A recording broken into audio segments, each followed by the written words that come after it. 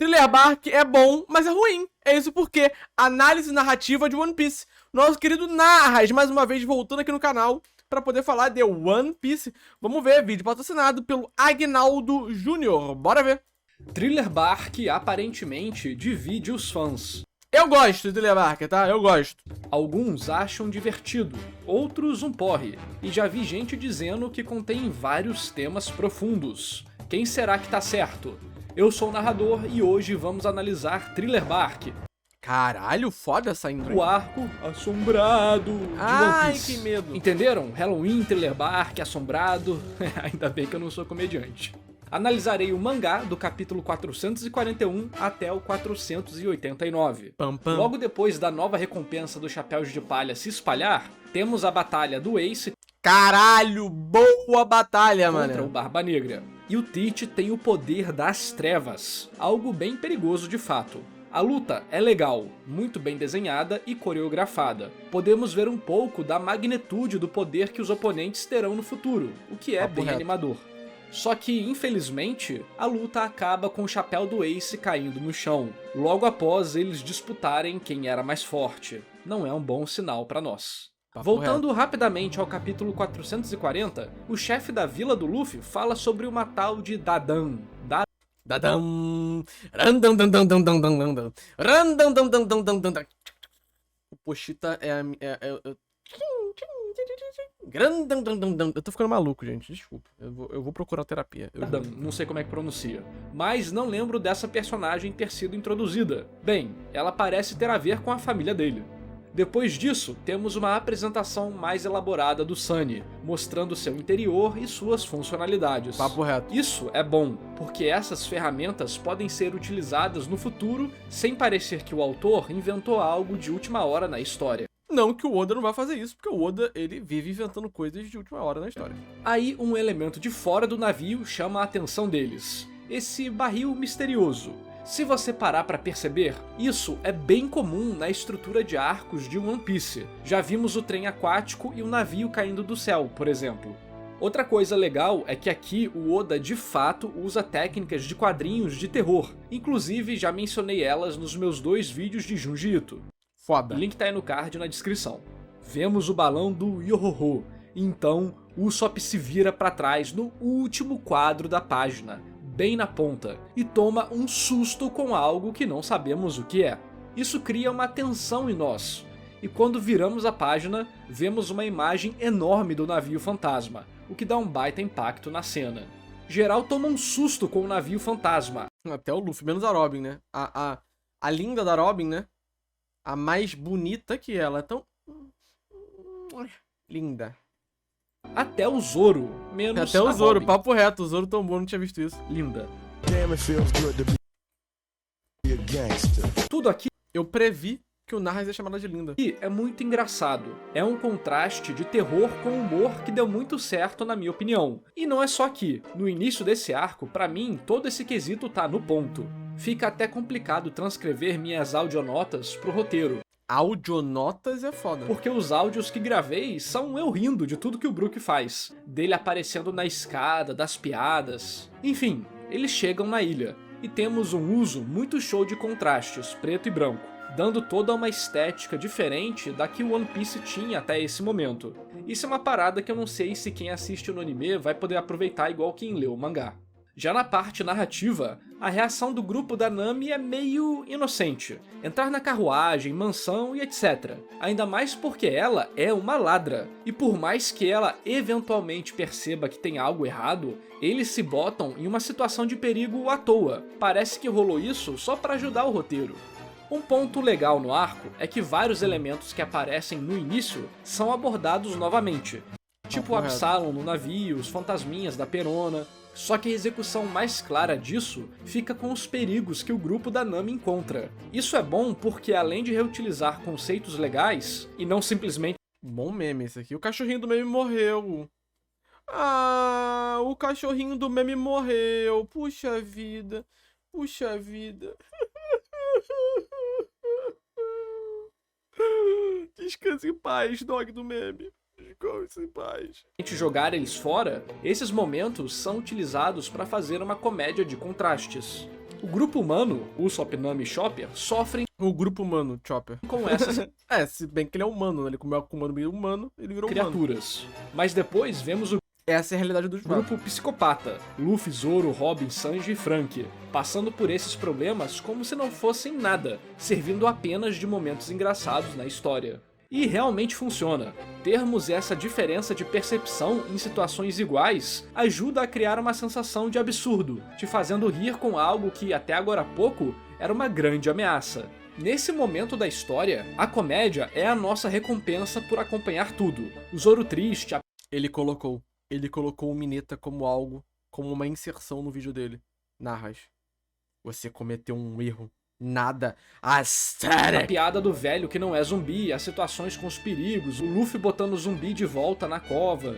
Percebe que o Oda está repetindo conceitos e personagens? O que muda é o clima e a motivação para eles existirem. Papo Com reto. o grupo humano, serve para movimentar a história. Com o grupo psicopata, serve para comédia.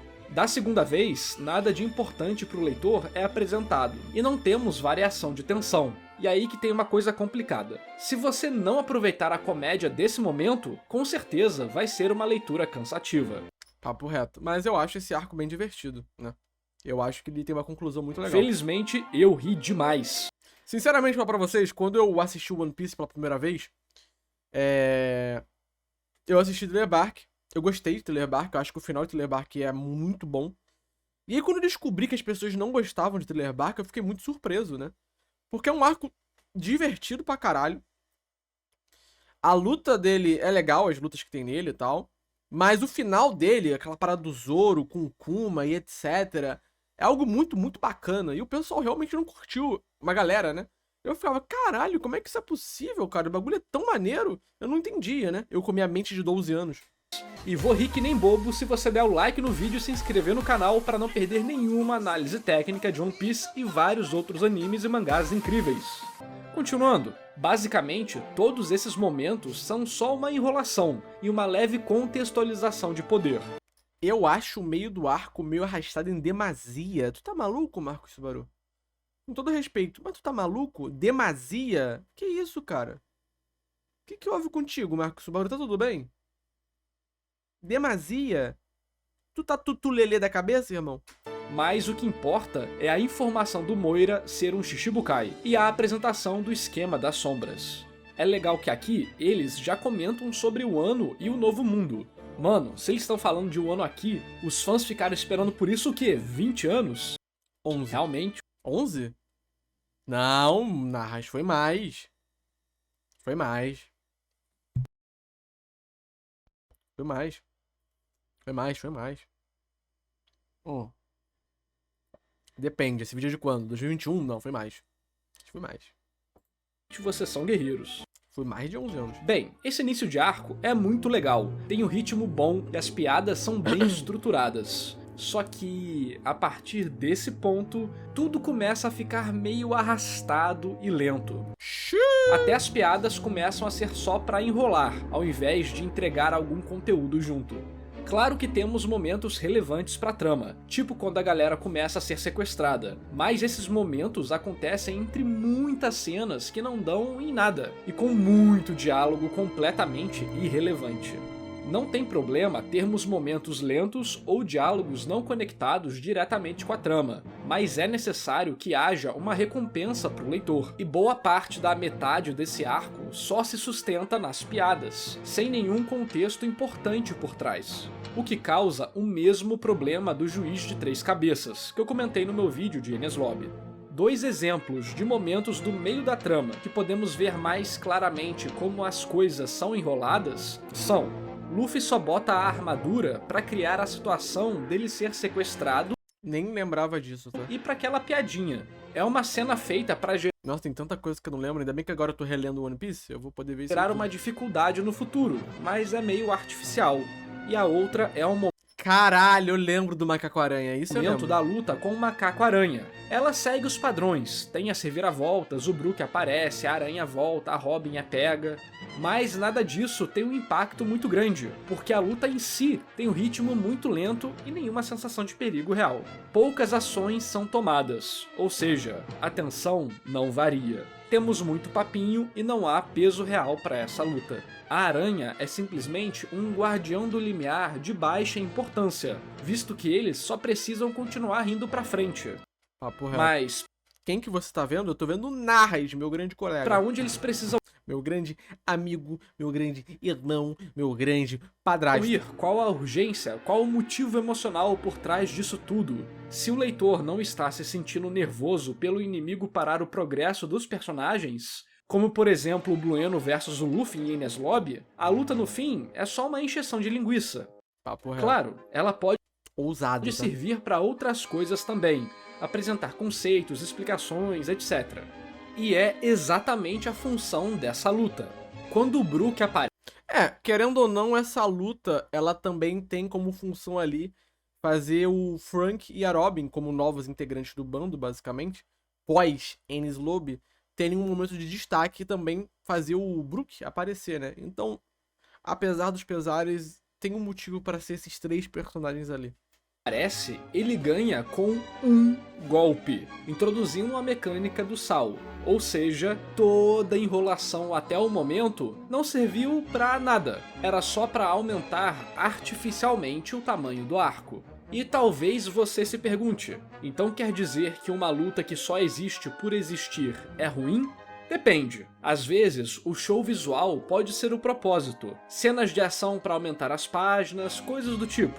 Mas quanto menor a importância da luta, normalmente menor a duração dela, ou mais intensa é sua coreografia. Isso pelo menos para lutas que têm como propósito chamar sua atenção e nada mais. Vamos falar de luta mais pra frente. Continuando, mano, como assim o Luffy arrebenta a barra de ferro mordendo? As coisas estão ficando cada vez mais bizarras nesse arco. É um One Piece, né? Inclusive o Frank construindo a escada sem nenhuma base. Essa porra é foda. Realmente é Halloween. E novamente temos uma menção ao Novo Mundo, com o Moria falando que perdeu para o Kaido, ou Kaido, não sei como é que pronuncia, que hoje em dia é um personagem de destaque em One Piece. Também é engraçado como o demônio age após pegar a personalidade do Luffy, porque ele se torna bem imprevisível e cria situações legais na história, como falaremos mais pra frente. Acho que um ponto alto desse meio da trama é a conexão do Brook com o Alabum.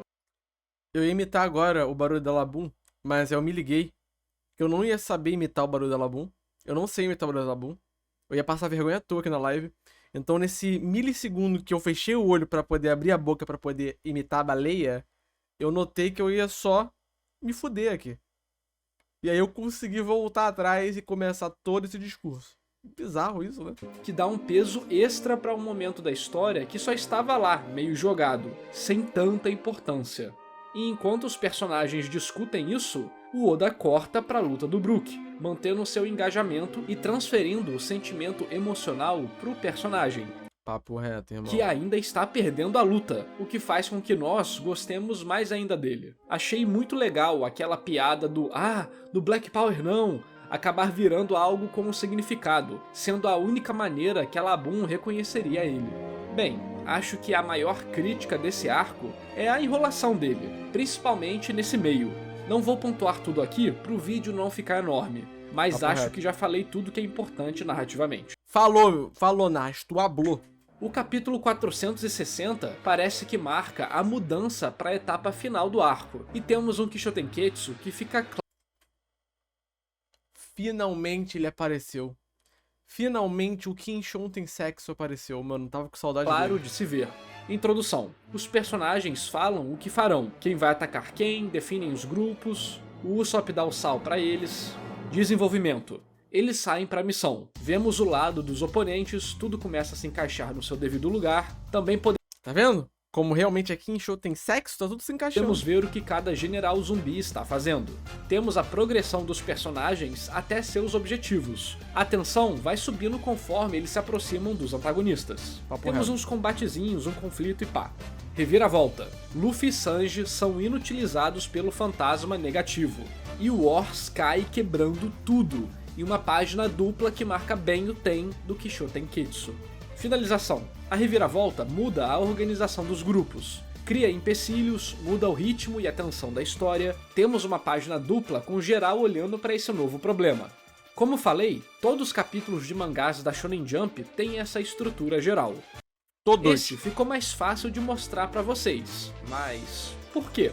Esse capítulo acaba servindo de porta de entrada, visto que começa uma nova etapa do arco e também é o primeiro capítulo da edição 48. Se alguém pega a edição 48 do nada, esse capítulo dá um contexto pra ela do que tá acontecendo. É importante sempre fazer esse tipo de coisa, porque existe a possibilidade de alguém pegar a sua história no meio sem nunca ter lido nada antes. Papo reto. Claro que não dá pra explicar tudo, mas precisamos dar um contexto para ela entender o mínimo daquela situação específica. Inclusive, o próprio Naoki Urasawa de Monster fala que pra ele, cada capítulo tem que ter seu valor independente do resto da história. O que é muito complicado de se fazer, vamos combinar, né? Você como um quadrinista, um mangaka que produz, né, semanalmente capítulos e histórias que estão interligadas, você dar um valor pra cada capítulo é muito difícil, cara. É muito complicado. Não é todo mundo que consegue fazer isso, não. Tem que ser uma ótima experiência sozinho. Continuando, a luta do Usopp com a Perona é muito boa por vários motivos. Primeiro, a comédia. O Usopp ser imune por já ser mega negativo é uma recompensa bem legal, depois de tantos capítulos do personagem ter isso como ponto fraco. Temos vários momentos engraçados, como o rosto da Perona, as cenas dos inimigos falando "Força Usopp, você consegue!", os fantasmas ficando deprimidos. A estrutura da luta também é boa. Eu sou muito fã da Perona, tá? A Perona fugir, utilizar seus poderes de maneira engraçada, e então o Usopp usar sua inteligência pra perceber o que está acontecendo e counterar ela. Tudo isso é bem legal. É sempre um cabo de guerra, vai e volta. E isso é mais importante do que você imagina. A única parte ruim é a que o Usopp faz uma mega exposição de como a arma dele funciona pro inimigo e pra nós. As lutas do Usopp têm o padrão dele tomar muita pancada. Então, descobrir como vencer. Dessa vez, ao repetir isso, pelo menos o Oda utiliza bem o conceito do Sogeking e dá uma temperada na fórmula. Tudo que acontece é um ótimo ciclo de tentativa e falha. O Usopp tá na vantagem, depois em uma mega desvantagem, e assim permanece alternando. O legal é que as situações boas são resultado da inteligência dele ao superar as adversidades.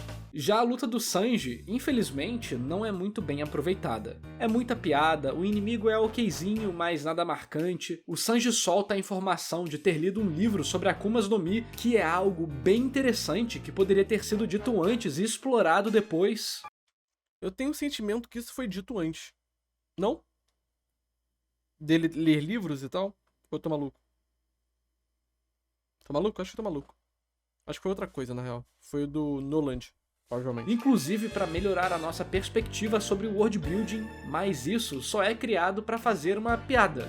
A luta... Mas o livro das Akuma no Mi é citado antes. É citado com Barba Negra, se eu não tô enganado. Não tem nenhum real desafio pro Sanji, então tudo fica enrolado, meio que como aconteceu com um homem que solta miojo pelo nariz, mas menos pior. Acho que um grave problema é que o Sanji sempre tá na vantagem, o que torna a luta dele bem desinteressante, visto que para continuar a cena, tudo precisa ser enrolado artificialmente, senão ele vence e acabou em 2 páginas. Não temos um ciclo de tentativa e falha, e quando tem, dá pra ver que é irreal.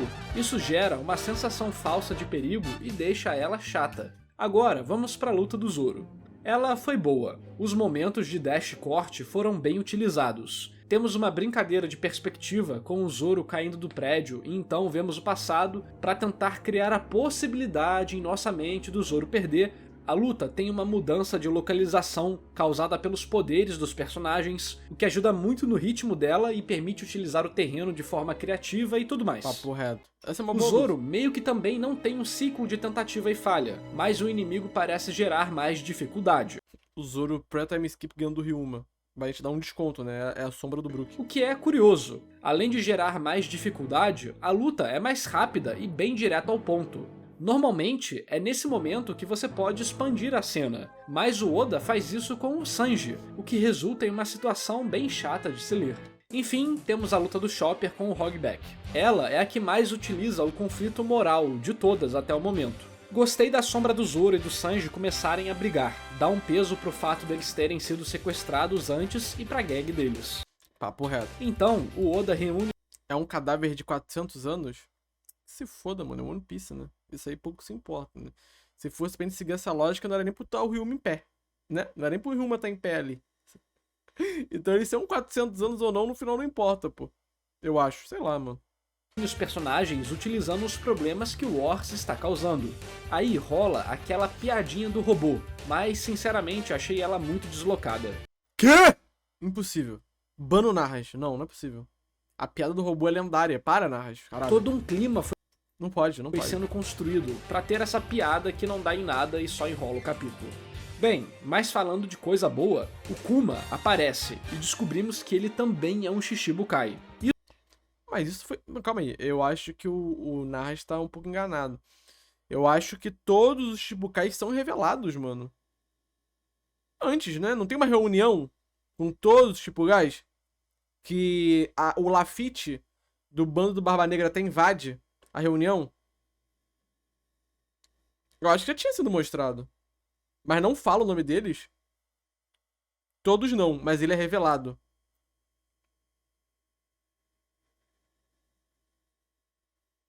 Vários faltam. Mas o Kuma tava lá, não tava? Por exemplo, eu lembro que o Doflamingo tava lá. Eu lembro que o Kuma tava lá. Eu lembro que a Hancock não tava. O Mihawk tava.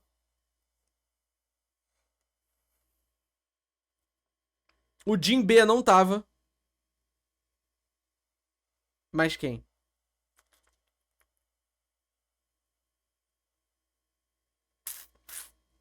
O Crocodile não tava, porque o Crocodile já tinha ido de comes e bebes. Isso é muito importante. Já passamos tempo demais em Thriller Bark e não tivemos O Jimmy não tava preso ainda, eu acho. nada de importante pra trama geral. Eles vão vencer e continuar a aventura. Teria sido uma parada para adquirir um novo companheiro, e depois do que rolou em Enies Lobby, seria uma entrada muito sem graça pro Brook. A aparição do Kuma conecta esse arco com elementos importantes para One Piece, o que aumenta o valor dele, além de criar novos pontos de tensão para a situação, que acaba forçando vários personagens a tomarem ações interessantes na história. A luta do Wars, em geral, é legalzinha. Vemos um trabalho em equipe legal dos Mugiwara, mas temos muitas interrupções com cenas paralelas e diálogos, o que deixa o ritmo muito lento. Só que, pra mim, o Nightmare Luffy é forçado. Chegamos no ponto delicado da questão. Do nada, ele encontra piratas aleatórios que coincidentemente possuem a técnica especial necessária para enfrentar o Wars. O Luffy não faz nada para merecer essa recompensa narrativa, só perseguiu o Moria e falhou. Pensando bem, por que ele não usou o Gear Second para perseguir o Moria? Ou ele pegaria o vilão rapidinho, ou descobriria muito mais rápido que estava perseguindo uma sombra. Existe alguma explicação para isso ou foi só conveniência de roteiro? Na luta contra o Wars, quem realmente faz o trabalho pesado são todos os Mugiwara, e ainda fazem ele de maneira inteligente. Cara, o Nightmare Luffy é literalmente o Oda falando o seguinte: eu quero desenhar o Nightmare Luffy. E é isso. Com golpes combinados, estratégias e tudo mais. Só pro Luffy chegar e roubar a cena. Fora que não temos nenhuma preparação dessa mecânica de pessoas vivas pegarem outras sombras. E ela nem é... Não sei. Não sei, hein? Assim, mesmo que a gente não tenha a mecânica de pessoas vivas pegarem outras sombras, também não tinha nada contra, porque tu via o pessoal que era zumbi pegando a sombra da galera viva. Só que, até então, não tinham aplicado isso nas pessoas vivas, né? Mas pra poder voltar a sombra, teria como pegar a sombra de volta e botar na pessoa viva. Então, por lógica, teria como botar sombras em pessoas vivas também. é bem utilizada. Literalmente só serve para dar aos Acho que só o Moria pegava e distribuía, papo reto. protagonistas a saída da situação. Tudo é rápido demais e sem impacto. Seria o Nightmare Luffy Eles só pegavam uma, e eles pegaram várias e colocaram no Luffy, papo reto. O que é muito bom. mais um Deus Ex Machina de One Piece? Me digam o que vocês acham aí nos comentários. Outro ponto que me incomodou foi a luta do Moria. Se liga só nos poderes que o Oda nos mostrou que o Moria é completamente capaz de fazer. roubar a sombra e deixar desmaiado, morcegos, troca de lugar com a sombra, manipulação corporal usando a sombra, caixa das sombras e absorção das sombras. Mas nenhum deles é bem utilizado durante a luta, porque ele não deu uma facada ou uma tesourada na Robin quando ele tirou a sombra dela, ela estava inconsciente. Na verdade, ele poderia ter feito isso com todo mundo. Era só fazer um pique-pega padrão que ele já estava fazendo com o Luffy. Por que ele não usou a caixa das sombras nos outros? Por que ele não ficou trocando de lugar com a sombra, enrolando a luta? Era só esperar mais 3 minutos que o sol nascia. Tanto é que isso quase matou a Robin, o Sanji e o Zoro. Nesse ponto, ele só queria matar os Mugiwara, nem ligava pra ficar com a sombra deles. O poder do Moria é sensacional. E dentro do que o Oda nos apresentou que ele era capaz, tinha muito espaço para derrotar geral ali sem muito esforço. Sim. Mesmo sendo um cara na decadência e preguiçoso. Tanto é que ele usa bem esses poderes antes da luta final. Isso é problema de roteiro e não do personagem estar em depressão. Vocês mesmos já falaram que o Oda disse que não sabe fazer lutas tão boas assim. O Oda falou isso? E isso não é um problema tão grande. O Oda compensa muito bem na parte emocional O Oda falou isso onde, mano? delas. Várias lutas O Oda chegou e falou, eu não sou bom em fazer luta. têm uma carga Os fãs? muito forte, e isso Os fãs. realmente é sensacional. Bem, Os fãs de One Piece. Os fãs de One Piece. acaba que a luta contra o Moria é fraca como batalha shonen e também em questão de roteiro. A representação moral dela, que seria algo como os outros fazem tudo pra mim versus nós lutamos juntos, é mal desenvolvida e mal aproveitada, servindo só como a base do conceito ali. Mas esses temas permaneceram superficiais até o final, sem nenhuma discussão metafórica legal sobre o assunto. Eram só pitadinhas desse elemento aqui e ali. Mas vamos falar de coisa boa, vamos falar do passado do Brook.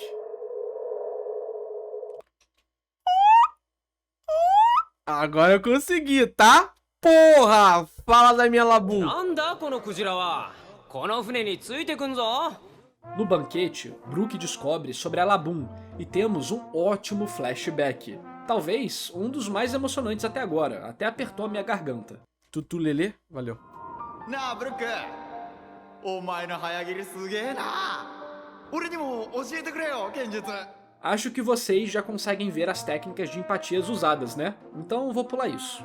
A tragédia do esqueleto que revive suas memórias todos os dias por estar preso no navio com seus antigos companheiros é muito boa. Principalmente porque o Oda te faz se importar com esses personagens, mesmo que eles apareçam rapidamente. ラブーン俺たちは必ず世界を一周してここへ戻る待ってろよ Papo reto. E para potencializar tudo isso, ele cria uma montanha russa de momentos felizes e tristes, através de vários ótimos cortes, deixando Esse personagem aí que tá vivo, tá? Quando ele aparecer de novo na história, eu quero você ver. engajado. Sinceramente, os flashbacks de One Piece são as melhores partes. Aqui, o Oda não tem medo de contar uma história com consequências. Se vocês pararem pra perceber, o segredo pra deixar você interessado na história é sempre ter uma montanha russa acontecendo. Seja de vantagem, desvantagem, momentos tristes ou felizes.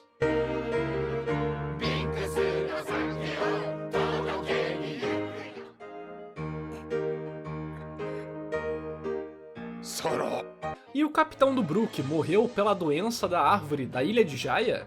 O fim do arco apresenta Será? algumas informações sobre a Lula e nos explica sobre o Vivricard. Porém, o do Ace está se queimando, indicando que sua energia vital está próxima do fim. Thriller Bark foi um arco com um ótimo início, meio enrolado no meio e com um final que poderia ter sido pior, mas é carregado pelo flashback Pô, ele não falou, né? Do momento do Zoro e tal, ele só passou, né? do Brook. Eu sinto que ele poderia ter sido bem menor e ter maximizado o impacto dele. Mas o que você acha? Me diz aí nos comentários. Acabou que eu sinto que nem tem muita coisa pra falar. As estruturas são as mesmas, já comentei em todos os vídeos da série. Os temas aqui eu achei sinceramente bem rasos. Os personagens não sofrem pela perda de verdade. É tudo só uma desculpa para as coisas acontecerem. O único conflito moral relevante do arco é o do Chopper contra o Hogback. Parece muito que foi um arco de transição para algo melhor no futuro, e também uma maneira do Oda descansar depois de ter feito o Enies Lobby. Tanto é porque o início contrasta bem com as coisas que aconteceram, uma situação mega tensa e depois uma comédia legal. Pelo menos eu gostei muito do Brook na tripulação. Eu acho que vai ter potencial pra muitas cenas legais no futuro. E já são 2 Chichibukais pra conta dos Chapéus de Palha, hein? Do jeito que eles falavam, parecia que eles seriam um pouco mais temíveis. Mas na real, dá pra perceber que o Oda caiu na maldição dele de daqui 5 anos eu termino, e escalou as coisas de certa maneira que agora, 20 anos depois, não fazem mais sentido. Mas mesmo assim, eu fico triste de certos personagens não serem tão bem aproveitados, igual o Crocodile e também um pouco com o Enel. Sabe de nada, narrador! Nos meus vídeos de Alabasta e Skype, eu comento sobre as lutas finais. E parece que tinha muito mais coisa pra se fazer, mas acabou que tudo teve que ser cortado. Seja porque tinha muita história pra ser contada ainda, ou porque senão a tripulação ia perder naquele momento. Aí, ó.